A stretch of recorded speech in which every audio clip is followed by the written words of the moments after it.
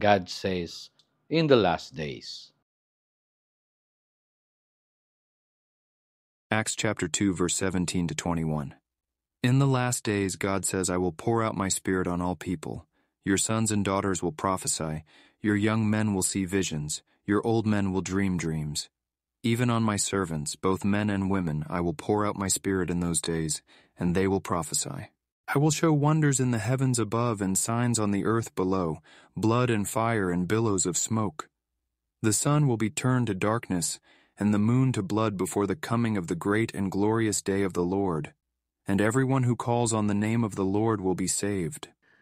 Totoo nga ba na para sa atin at sa ating panahon nito hinula ni Prophet Joel? Nasa katwiran ba ang ganitong pagtanggap sa mga sulat ng Biblia? Paanong nasasabi ito ng mga taong umaangkin ngayon sa mga sulat na tayo pa raw sa ating hinaharap ang makararanas ng mga ito?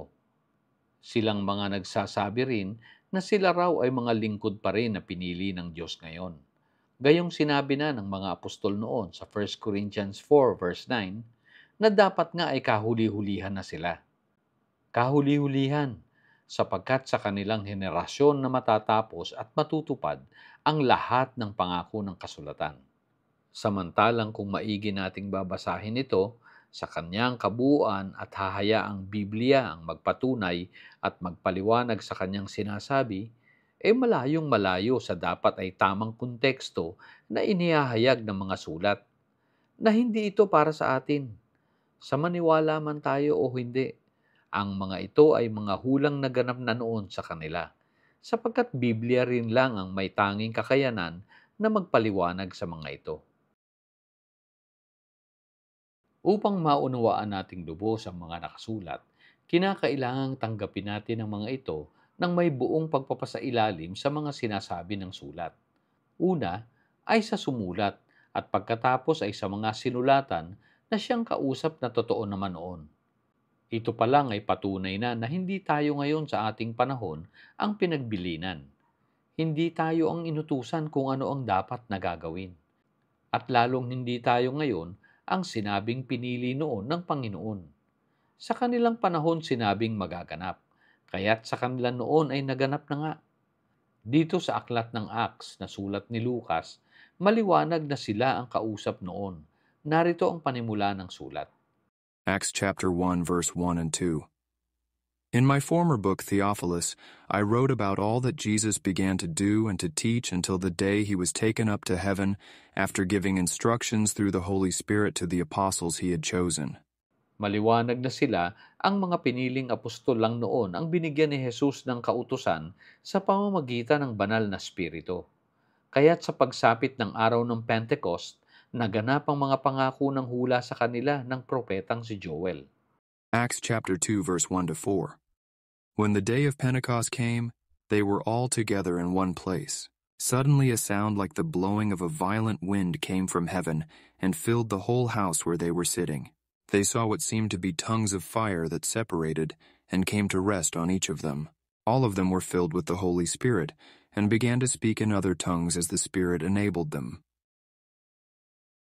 Dahil sa kahiwagaan ng pangyayaring naganap sa kanilang harapan, ang kanilang pagsasalita ng ibang mga wika or in tongues, inakala nga ng iba na sila ay mga lasing lang. Utterly amazed, they asked, "Aren't all these who are speaking Galileans? Then how is it that each of us hears them in our native language?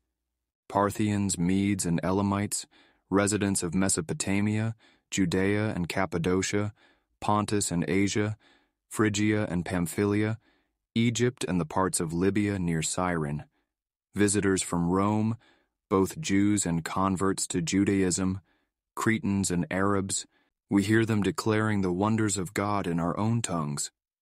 Amazed and perplexed, they asked one another, "What does this mean?" Some, however, made fun of them and said, "They have had too much wine." Subalit tumindig si Apostol Peter kasama ang 11 pang mga apostol at sinaway nila.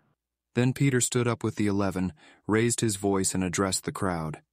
"Fellow Jews and all of you who live in Jerusalem, let me explain this to you. Listen carefully to what I say. These people are not drunk as you suppose. It's only 9 in the morning. No, this is what was spoken by the prophet Joel. In the last days, God says, I will pour out my Spirit on all people. Your sons and daughters will prophesy. Your young men will see visions. Your old men will dream dreams.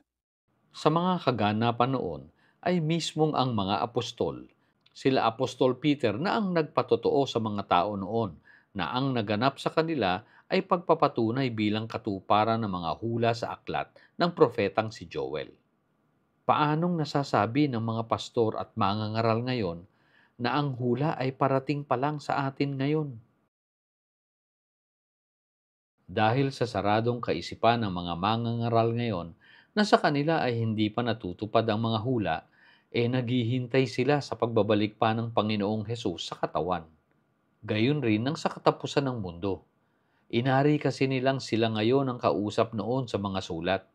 Kaya't dahil sa nabasa nilang In the last days, God says, I will pour out my Spirit on all people.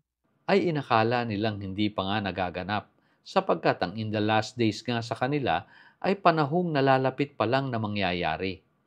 Mga kapatid, napakalayo ng paniniwalang ito sa gustong ipahatid ng sulat sa kanila noon. Na sa kanilang henerasyon noon, magaganap ang pagtatapos ng Old Covenant Age. Kaya sinabing sila sa henerasyong iyon ay nasa in the last days na nga. Ito ang matagal ng pangako sa Israel. Ito ang sa kanila ay sinalitang pangako ng Panginoong Hesus na new heaven and new earth. Pangako noon pa man na nakasulat sa lumang tipan. Nasa Isaiah 65:17. Hindi gaya ng sa pagtanggap ngayon ng mga simbahan na ito raw ay pangako sa atin na literal ang new heaven and new earth sa pisikal na kalagayan. Maling-mali mga kapatid, sapagkat ang binanggit sa Luke 21 verse 33 na heaven and earth will pass away but my words will not pass away ay hindi literal na pagwawakas ng mundo. Sapagkat sa sinabi niyang heaven and earth, ito ang Old Covenant Israel sa mga batas ni Moses sa kanyang lumang kalagayan. Ito nga ang Old Covenant Age na alam nilang dapat na matapos kaya sinabi ni Jesus na will pass away. At sa sinabi naman niyang but my words, ito naman ang kanyang new covenant. Ang paggawa ng mabuti sa kapwa. Ito na ang bagong kasunduan kung kaya't will not pass away. Sapagkat mananatili na nga magpakailanman para sa walang katapusang panahon. Kaya sa kanilang panahon natupad ang in the last days. Sa kanila ito sinabi ng Diyos. Nasa Biblia.